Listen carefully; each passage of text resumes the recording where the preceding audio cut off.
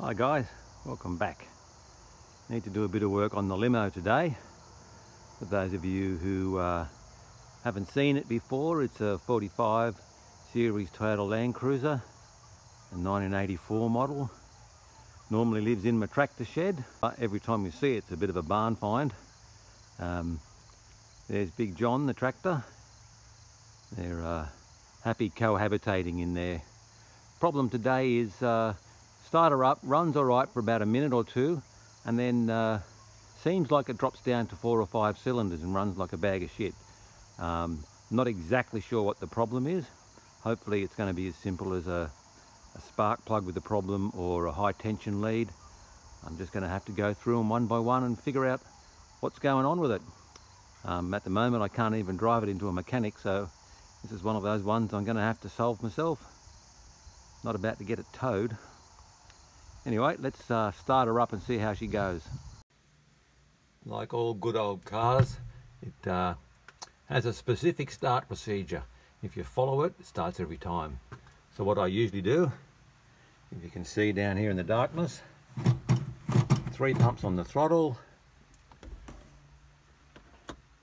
2 or 3 clicks on the choke, make sure it's out of gear, starts first go.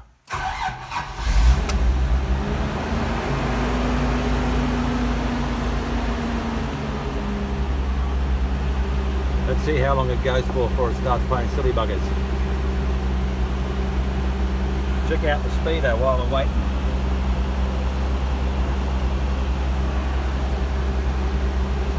Had to replace the odometer.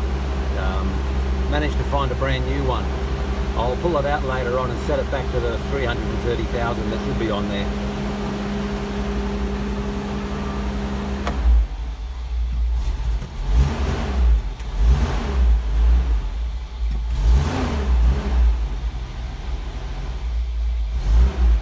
It's only just idling at the moment. Don't know why you're looking at there, there's no tacho. Wish I had one. Look out there.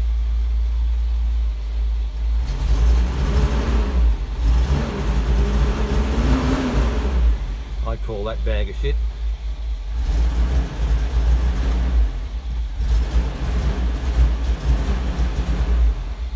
Could be a fuel problem. Let's just check one thing at a time. I might just back her out a little bit so I don't asphyxiate myself.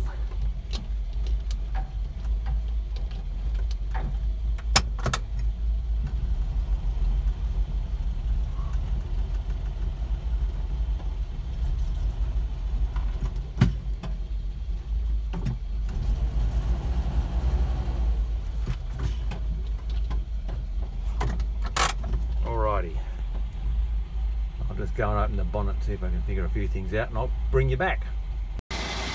Got myself one of these cheap ass spark plug testers.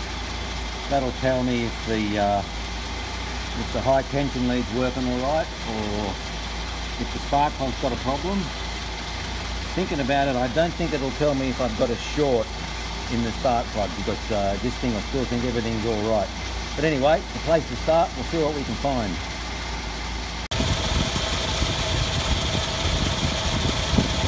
I think it's a frame rate thing. It's flashing steadily when I look directly at it, but in the camera I can see it missing a beat.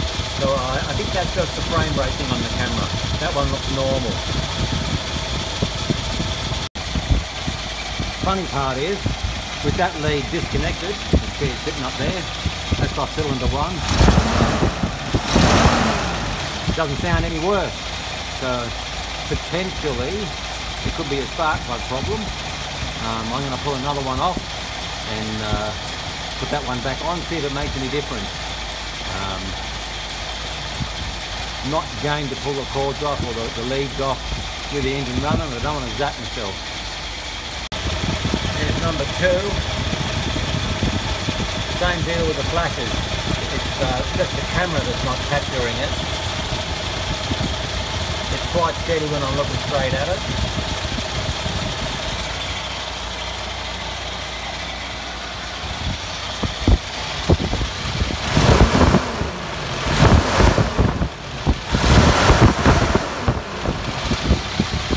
I don't actually hear a problem now. I'll just leave that thing in there.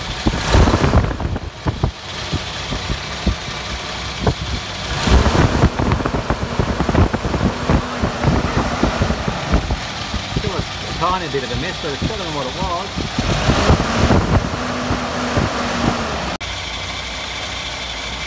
I'll just go through all 6 now and I'll let you know if I find anything in particular. That's the basic procedure anyway. Okay, I went through all 6 of them. The only one that was playing any silly buggers was number 1. But with them all connected again, the problem went away.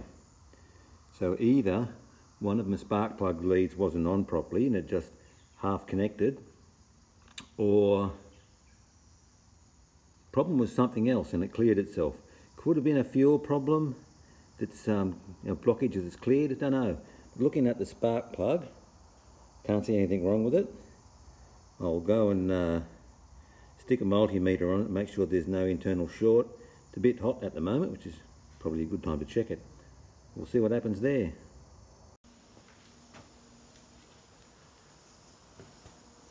It's still pretty hot. Now if I touch my 2 terminals together here,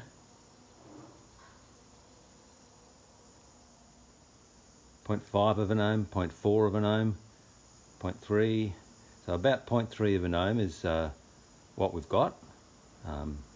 Slight error in the meter. If I touch it on the terminal there and on the top,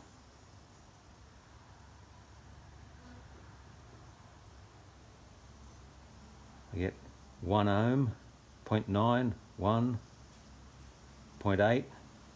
So somewhere there. Let's just check a brand newie.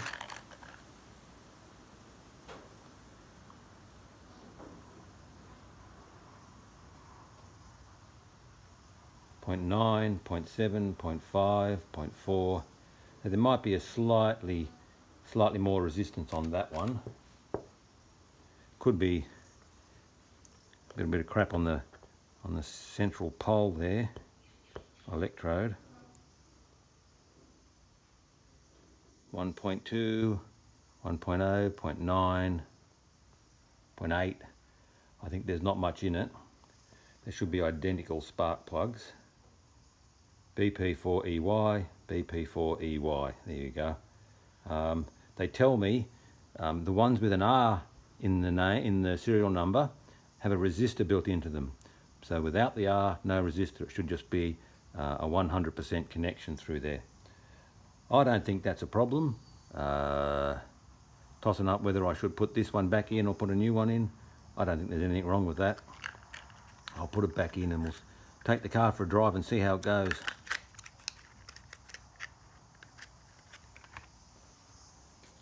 Might just give it a touch up on the wire brush first.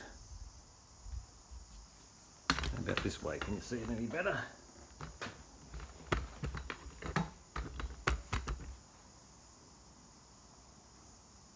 Maybe a bit. Of course I can't focus, I haven't got my glasses on. That looks fabulous.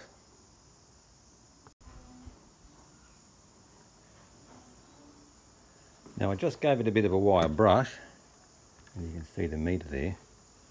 And funnily enough, this is the old spark plug again. When I touch on there now, there's nothing. So perhaps this spark plug is dicky. If that's the case, I'm going to bin that. Here's the new one.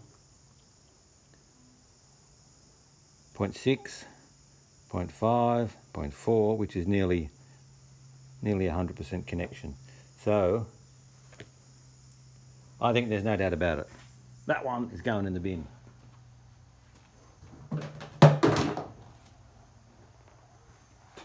Even though it still looked nice. Almost forgot to set the gap.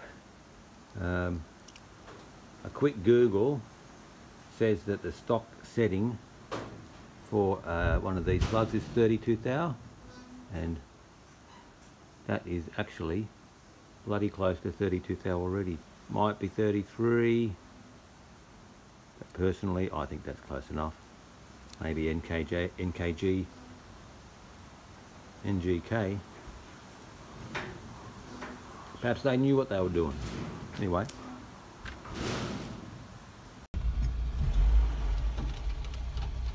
Got it back together. Let's take it for a quick test around the yard. Sounds completely normal now.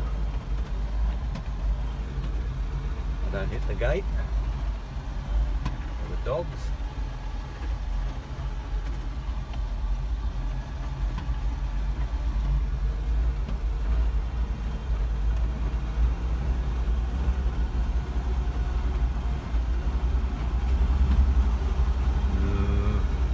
Still a bit wobbly. No, something going on still.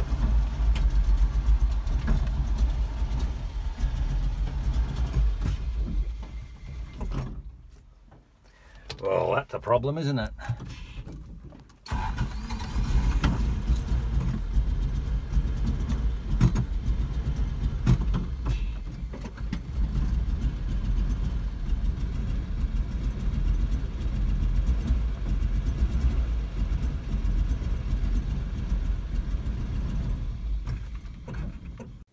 Guys, it's a couple of days later and I'm just trying to investigate what's going on with my start problem. Here's a shot of my coil. I've just taken the single wire off the positive terminal of the coil, and it's got some other connection here that was not connected to anything. So that's what's on the positive side of the coil, and that just disappears off down there somewhere into a giant wiring harness. This coil has got C80R written on it, and with the big letters used with resistor. So from what I can understand and what research I've done, there should be a resistor on this positive cable that reduces the voltage to about 9 volts. So this coil is not meant to run with 12 volts, it's meant to run with about 9 from what I can figure out. So what I'm going to do now is I'm going to go and turn the ignition on and put a multimeter from that terminal to ground, and let's see what voltage is on it. I'm not going to be able to hold the camera all at the same time, but I'll bring you back and get you a shot of the voltage meter. I'm in the tractor shed at the moment, so there's no power down here. It's all a bit dark, so I apologise for the lighting. That's my battery voltage at the moment, taken directly off the battery terminals, 12.15 or thereabouts. Okay, with the key in the on position, my battery voltage drops a little bit. I've got 11.78, and when I grab that one, I've got 11.4, close enough. So what that's telling me is I don't think I've got much of a resistor on that wire, certainly not down to 9 volts. So I'll take a note of that, and I might have a chat to my mechanic later on and see what he thinks about it.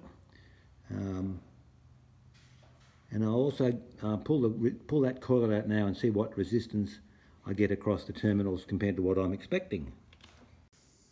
You'll have to take my word for it because I don't have enough hands. But when I was checking across the two main connectors, I was getting 1.3, but if I take off my 0.2, that's 1.1, so it's a fraction low. I'll just stick 1.1 in there, so I remember. Now I'll measure the resistance across the top of the main high tension connector with the plus, and that should be between 10.7 and 14.5 kiloohms. Not really kiloohms, but you know what I mean. So if I set my multimeter to 200k, that should be within that range. It's got more than 2k. So talk amongst yourselves again. Okay, I've got 13.3. Now my problem is, when I first start the car, and when my coil is cold, it's stone cold now, it runs quite well. So I reckon I'm going to get vastly different reading either on the two terminals or on the high tension cable when the thing is hot. My other choice is to get a spare coil and put it in here. I've got one, wherever the coil is, I've got one that doesn't require a resistor, so it should run straight off 12 volts. I think to isolate the coil as a problem, what I'll do is take it out, put a new one in, and if the car doesn't do it, doesn't have the same fault, I'll know it's the coil. I've also ordered a, I know it's a capacitor, also another common automotive term for it, but I've forgotten, the one that goes in the distributor. I'll be putting that in when one shows up, if this doesn't solve the problem. So we'll go from there. Alright, here's my new coil. This is the one that says, oh, it doesn't say that it needs a resistor. And I've got about 3 ohms on there. And the recommendation is 1.3 to 1.6. So that might be too high. But on the advice of my mechanic, he, if I take my 0.3 or 0.2 off that, it's 2.7, 2.6, somewhere there. Yeah, it's not that far away. He reckons if it starts, then just replace the coil with the proper one. Let's see what the other setting is, or the reading is.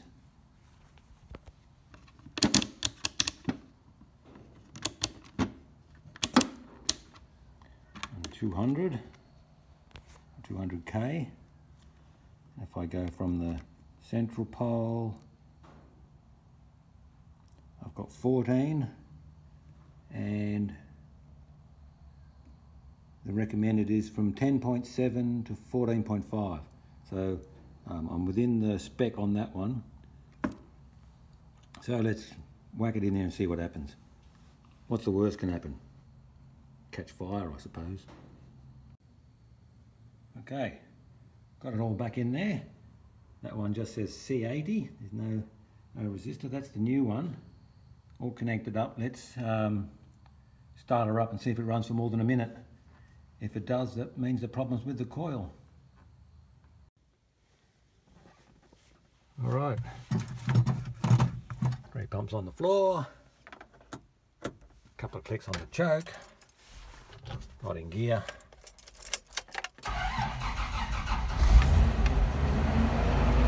First done.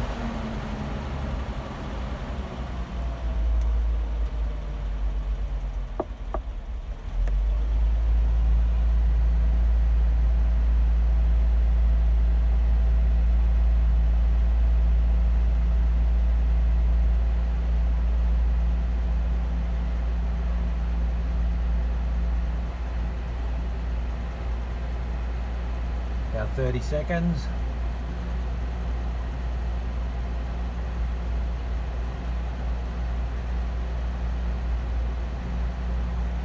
If this doesn't fail, it still asks the question why the old one or the previous one failed. It only had a couple of 100 kilometers on it, so I'd be curious as to whether it was simply a faulty coil or whether something else caused it to fail.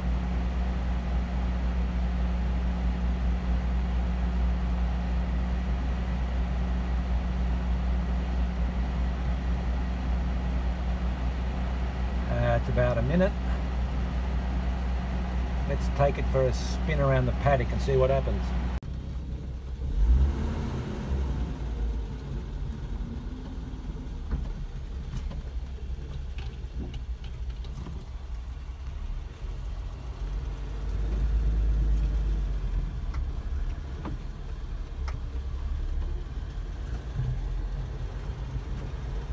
Previously I'd only get halfway to the house before it conks out.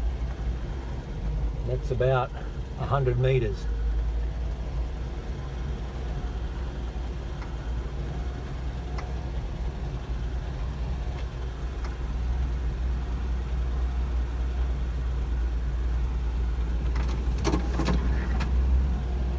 Tell you what, it ain't half humid today. In a ball of sweat, and that's with no sun in a shady shed.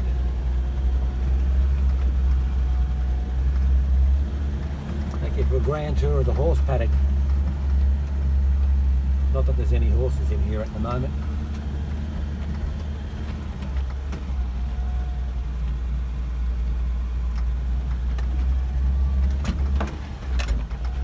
bumpy.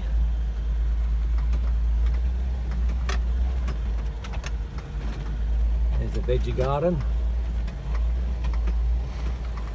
All sorts of stuff grown in there.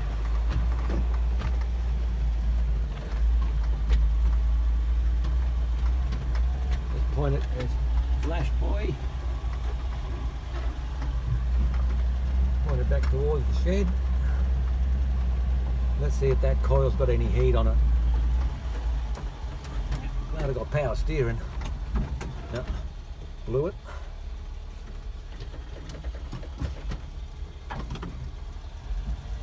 Make sure I don't back over the dog. They don't like that. No one likes that, let's face it.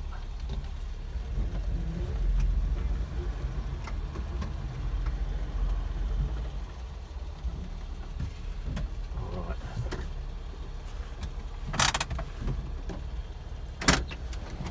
Let's just pop the bonnet again. See if that coil's got any temperature to it.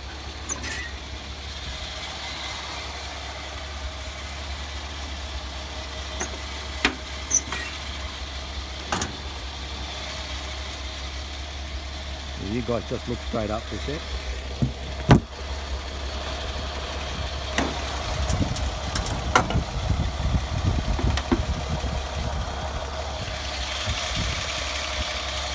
Yeah, there we go. In the broad, harsh light of day. There's the coil. And I'd say it's cooler than a cup of tea that you wouldn't want to drink. Where before it was almost too hot to touch after that amount of time. So